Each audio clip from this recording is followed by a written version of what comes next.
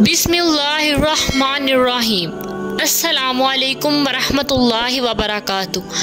हज़रत अली रज़ी अल्लाह तआला अन्हु बयान करते हैं कि रसूल अल्लाह सल्लल्लाहु अलैहि वसल्लम नमाज पढ़ रहे थे।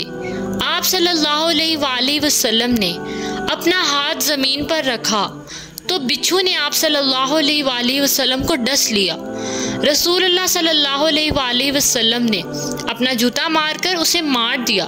जब आप सल्लल्लाहु अलैहि वसल्लम फारिग हुए तो आप सल्लल्लाहु अलैहि वसल्लम ने फरमाया कि अल्लाह बिच्छू पर लानत फरमाए, वो किसी नमाजी को छोड़ता है ना किसी और को, या फरमाया ना किसी नबी को छोड़ता है ना किसी और को। फिर आप सल्लल्लाहु अलैहि वसल्लम ने नमक और पानी मंगाया और उन्हें एक बर्तन में जमा कर दिया। फिर आप सल्लल्लाहु अलैहि वसल्लम उसमें उंगली डालने लगे जहां बिच्छू ने डस लिया था और उसे मलने लगे और माज़ूतीन के जरिए उससे पनाह तलब करने लगे। हज़रत कतादा रज़ी अल्लाह तआला अन्हु बयान करते हैं कि अल्लाह ताला ने ये सितारे 3 मकासद के लिए पैदा फरमाए हैं।